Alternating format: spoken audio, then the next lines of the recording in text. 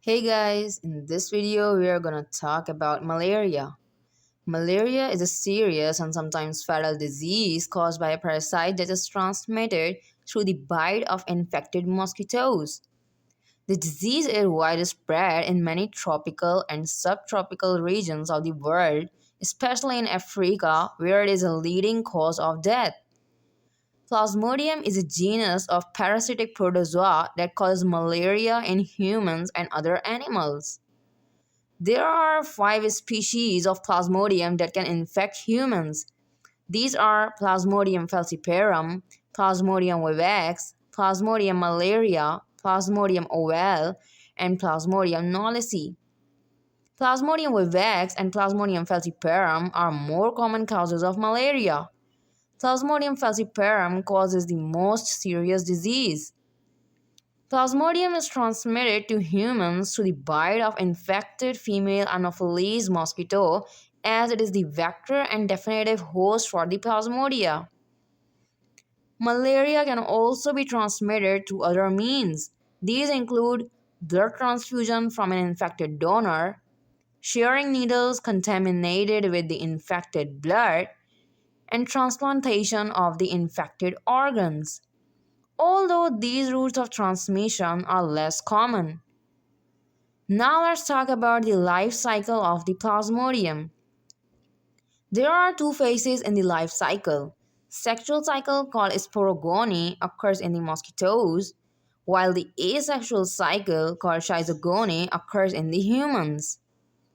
In sporogony, sporozoites are produced, while in schizogony, schizones are produced, hence the name.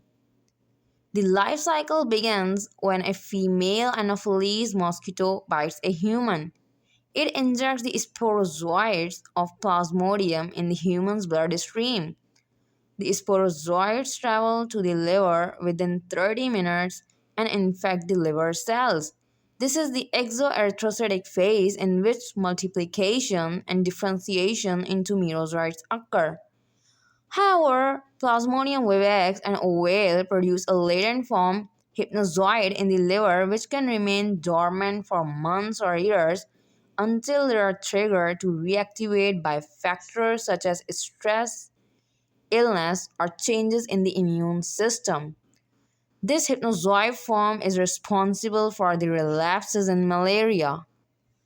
The merozoites produced by the differentiation of sporozoites are released from the infected hepatocytes and enter the bloodstream, where they infect red blood cells and initiate the symptomatic stage of malaria.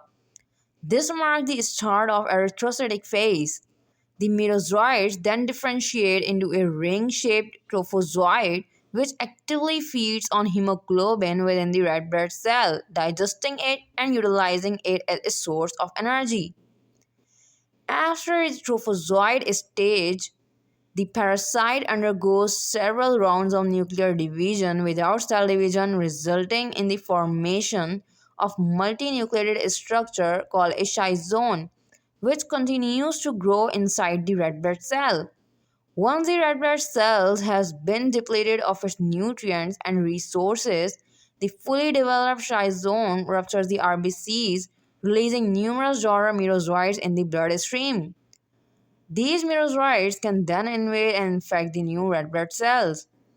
The release of merozoites causes symptoms of fever, chills, and sweat in the malaria patients. Sexual cycle begins when some merozoites in the red blood cells develop into male and female gametocytes.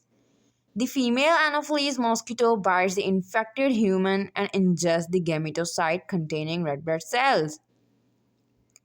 Within the mosquito's midgut, the gametocytes mature into a female macrogamete and eight sperm-like male microgametes which fertilize each other to produce a diploid zygote. The zygote differentiates into eukinete, which is the motile stage of Plasmodium. The eukinete then penetrates the midgut wall and develops into a large spherical structure, the oocyst. Inside the oocyst, the parasite undergoes a series of divisions and forms thousands of small infective cells called sporozoites.